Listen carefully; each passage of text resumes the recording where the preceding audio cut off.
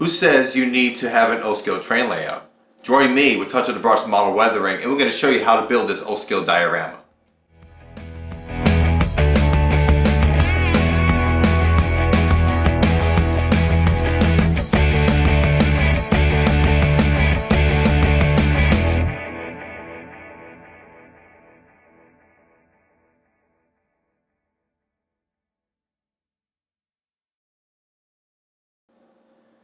Hey everyone, Joe with G with Touch of the Brush model weathering, and welcome to this O Scale diorama build. We're going to have a multi-part series on how we build this diorama, and it's going to feature the Appalachian Mountains with 2 tunnels, maybe a bridge, not sure yet. We're going to work on that, but we're going to feature the Atlas O track as well as all different sorts of scenery techniques, and we'll show different progress in the next few weeks on this diorama. And also this diorama is going to be movable, so I could bring it to train shows as well.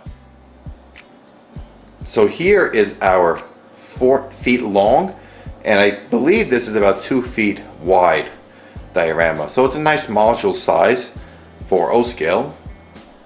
And so we're going to build upon this board here, and let's see what the next part is going to look like.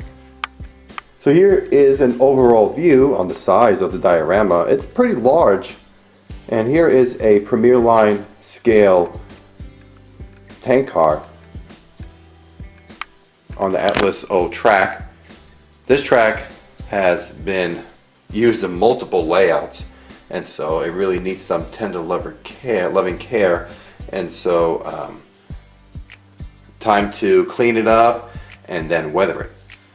And after that, we're going to tack it down and then start the base scenery, or just the base foundations of what the scenery is going to look like.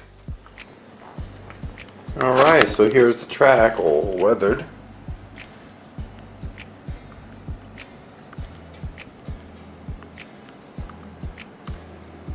Cleaned up too, which looks nice.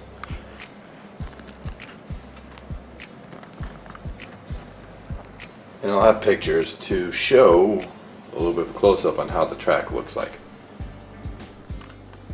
Alright, so we are starting some of the foam layers.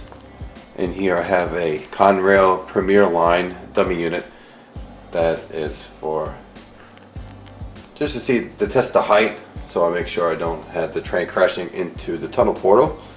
And I have these pieces of Luan or fascia board that are up here. I may use them, may not, but they are there to hold the foam in place and make a nice smooth line. And I'm just cutting pieces here to give a height for the foam and do some scenery work on each side of the tunnel portal. And we come on this side here. Same thing is happening on this side as well. And then on the other side, of course, on the other side of the track, we'll add more layers. And then I cut out a section, and actually this is going to be moved over a little bit.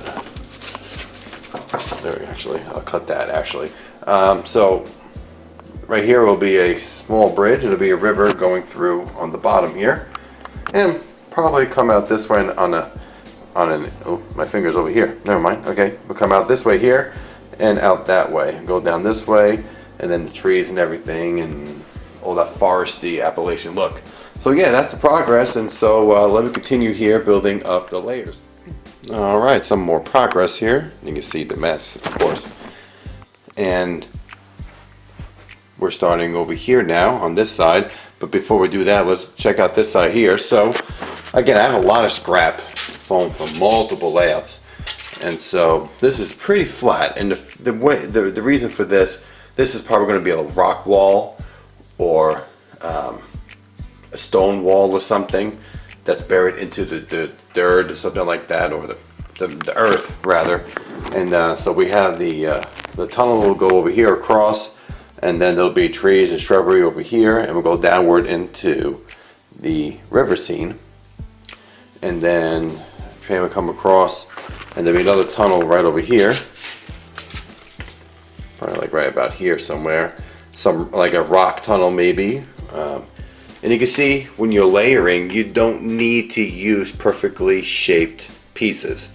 and it's just going to be a layer upon layer. And then once you have your layers, then you could go forward and use your cardboard strips or your newspaper crumpled up, or screen, or plaster, or even carve out these pieces of foam. So I have tons of videos on that stuff, so you can check out all the different playlists, all the how-to playlists, all those things. But yeah, this is the progress so far, guys, and let's continue moving right along on this scene in this diorama. So here we are. We have the foam stacked here for the other tunnel portal, and some background rock, and over here we have that completed back there that we had in the previous shot. And so here I have used masking tape. Masking tape is a great source for shaping your landscape, and you can see here they're just curved in, just pieces of tape, and then you can use your plaster cloth or plaster compound, or I maybe even use glue and then add scenery on top of that. I'm not sure about that part, but I know. But when you use this is an old technique that goes back, I think, to the 40s and 50s, but still used till this day, as you can see. And if I move this out of the way, get this. You can see here, there's the shape of the river scene. And those little pieces of timber are going to be placed underneath the ties. And you can see here, I do have the piece of wood under here, and on above I do have the wood. There'll be planks for on top of the small trestle here. And I think at the size of this, it's fairly small, but it fits in between the rails and underneath the rails, so the trains won't derail or it won't ruin the scene. But these little timbers are going to go underneath, well, underneath and between the ties, and then from there we will work on more of that. But that will be for another part. So guys, I really appreciate you watching the first part of this series, and the next series we're probably going to start doing some more landscape forming and also some carving the rocks. So you guys, I appreciate you, and stay tuned for the next installment of this O Scale Diorama. This is Joey G. Take care.